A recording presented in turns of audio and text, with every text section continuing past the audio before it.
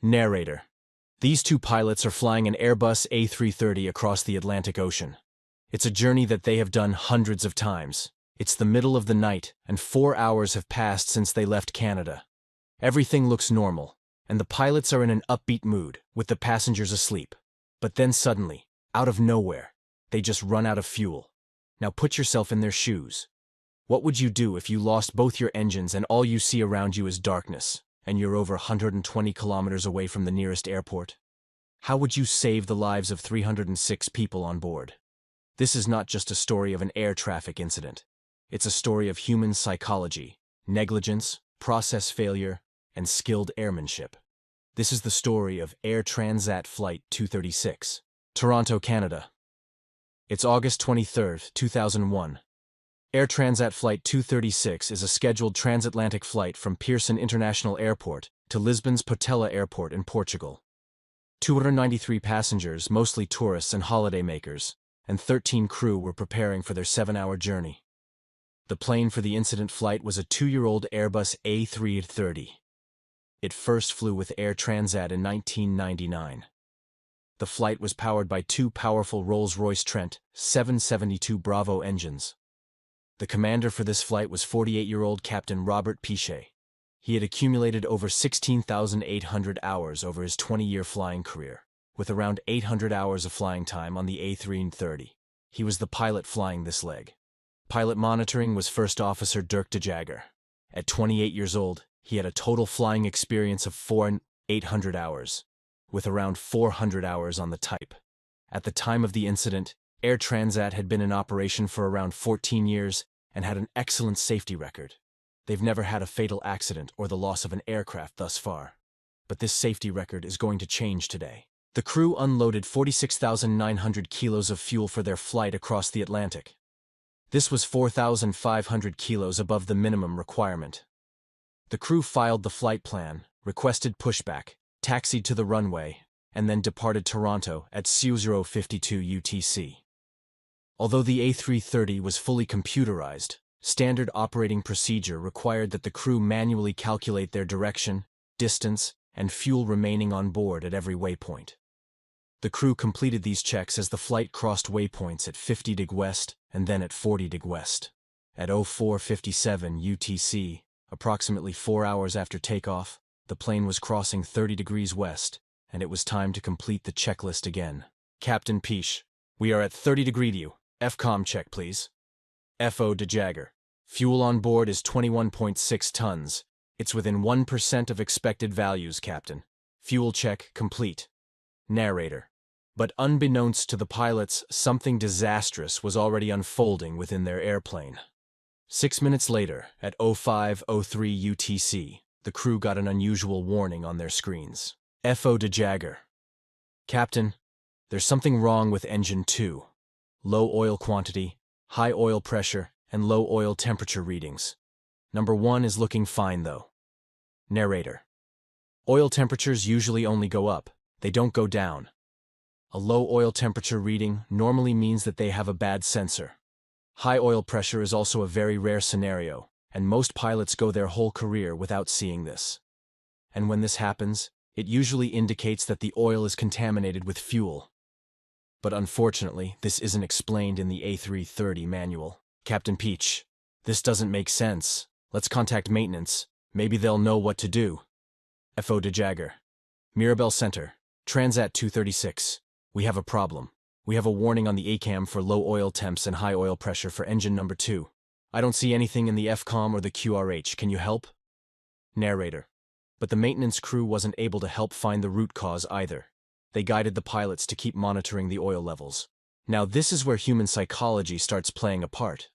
Because the readings were so unusual, and because the left engine's readings were completely fine, and also because low oil temperature readings are usually the result of a faulty sensor, the pilots thought that what they were seeing was just a computer glitch, and that their plane was actually fine. And so, they decided to keep going. Now, to understand the rest of the story, you'll need to understand how the fuel tanks work in an Airbus A330. The A330 holds the fuel in the wings. There's a tank on the left wing that usually feeds the left engine, and there's a tank on the right that usually feeds the right engine. There's also a trim tank in the horizontal stabilizers. The purpose of the A330 tank is to maintain the aircraft's center of gravity at all times. As the flight burns fuel, the weight of the flight near the wings reduces. This would make the back of the plane heavier, pushing the safety further back. And when this happens, the airplane's computers will automatically glitch fuel from the trim tank to the wing tanks to maintain the center of gravity. During this transfer, the pilots will see a trim tank transfer message on screen. And once the transfer completes, a trim tank transfer message would show on screen. This is normal and happens routinely on every flight. While the flight crew were investigating the unusual oil readings, the trim tank transfer system automatically began a transfer of all the remaining fuel from the trim tank to the wing tanks. The trim tank transfer message was displayed on screen, but remember, the trim tank transfer happens on every flight. And here's where a second example of human psychology and decision-making plays a part. Because the pilots are used to seeing this message on every flight, they thought that this was a routine display and didn't pay too much heed to it. What they failed to realize was that the trim tank transfer happened an entire 1 hour before it should have happened. What the pilots hadn't realized was that there was a major fuel leak within their right engine. A week prior to the incident flight, maintenance staff at Air Transat identified an unrelated issue with the original right engine of this plane, and hence, decided to replace it with a different one. But because Air Transat didn't have a spare, Rolls-Royce loaned them a spare engine. However, the loaned engine was of an older variant compared to what the plane required. Due to the differences in the variants, the fuel tube and the hydraulic tube wouldn't fit properly. But the maintenance staff forced a clearance between the two tubes and then approved the engine for normal use. The engine was fitted back on the flight, and after flying 68 hours over the course of a week, and when the plane was over the middle of the Atlantic, the fuel pump ruptured. The fuel leak had started at 0438 UTC, and fuel had been leaking for over 30 minutes at this point. But as the fuel was leaking, the trim tank was automatically filling the right tank up to maintain the center of gravity. And hence, the pilots were unaware of the fuel leak.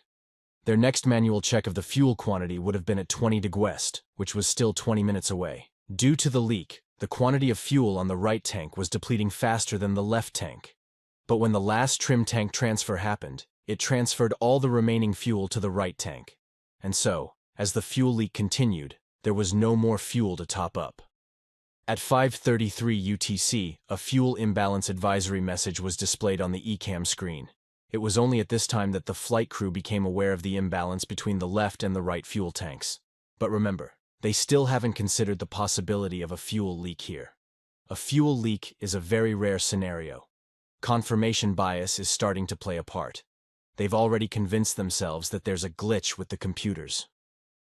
For the crew, the fuel imbalance and the fuel quantity indications were unusual and unexplainable, further convincing themselves that this was just a computer error, and that the fuel quantity was actually fine on their plane. The crew's initial response to the fuel imbalance message was to cross-feed the fuel from the left tank to the right tank to maintain balance. The captain completed this step from memory. But what he forgot was that the checklist had a warning that the cross-feed step should not be carried out if a fuel leak is suspected. But unfortunately, that got ignored. The cross-feed, of course, didn't fix the issue. A few minutes later, the crew calculated that the fuel remaining on board was just 11,000 kilos. They should have had 20,000 kilos at this point. Captain Piche. It's probably just a glitch. Let's keep monitoring. Narrator. These pilots had not previously encountered a fuel leak or an unexplained low fuel quantity warning, neither in real life nor in training. They're going to have to figure things out on their own. The fuel quantity continued to drop as they kept flying towards Portugal. At 0545 UTC, the crew calculated that they no longer had enough fuel to reach Lisbon and decided to divert the plane to Lajes Airport in the Azores. At 0548 UTC, the crew advised ATC that the flight was diverting due to a fuel shortage, and that they only had 7,000 kilos of fuel left. The captain asked the lead cabin crew to conduct a visual check of the engines and wings for any evidence of a fuel leak. Now, in the daytime, a fuel leak would be extremely obvious to see, but in the middle of the night, it was next to impossible to identify. The cabin crew returned to the pilots and said that, AFA. I don't see any leaks or condensation on the wings, Captain. Captain Piche. Okay, it's probably just a computer error, but we are diverting to Lajes Airport. The captain then told her to prepare the cabine for a landing, but most likely for a ditching in the Atlantic Ocean. The fuel on board was rapidly decreasing and was now at 4,800 kilos, 12,000 kilos less than what was planned. And 10 minutes later, at 0630 UTC, when the aircraft was at flight level 390 and 250 kilometers from Lajes, the right engine flamed out. 2 minutes later, the fuel reduced further to 600 kilograms. The first officer declared a mayday with ATC. The Airbus A330 has an ETOPS 180 rating, meaning it can fly on a single engine for up to 180 minutes, more than enough time for Air Transat 236 to reach the Azores. As long as nothing else goes wrong, the crew will be able to land this plane safely. But when the flight was 120 kilometers away from the runway, the left engine flamed out as well. The roaring sound of the engines was now replaced with an eerie silence. Oxygen mass dropped due to the loss of pressurization, and the ram turbine was deployed to provide electrical power for critical instruments. With no power, Air Transat Flight 236 was now just a glider. You know how hard it is to turn your car's steering wheel when the engine is switched off? That's because your engine provides power for your power steering to work, and that's how sluggish the control surfaces of this plane are feeling for Captain Piche. Commander Piche had one chance to get this aircraft on the ground. He needs to now be very careful how he flies this plane. If he flew about 200 knots, he wouldn't be able to lower the landing gear. If he flew under 140 knots, the ram turbine wouldn't generate power. And if he made any mistake in his calculations, he'll end up in the water. Assisted by military air traffic controllers and radar vectors from Lajes ATC, the crew carried out an engines-out visual approach. The weather was fine, so they had that going for them. The aircraft was descending at about 2,000 feet per minute, and the crew calculated that they had about 15 to 20 minutes left before they would be forced to ditch in the ocean. To help identify where the airport was, the crew asked the ATC to constantly flash the runway lights on and off. At 0631 UTC, the aircraft arrived at 8 miles off the end of the runway, at approximately 13,000 feet. Unfortunately, they were too high to make it. The captain had to find a way to lose altitude fast.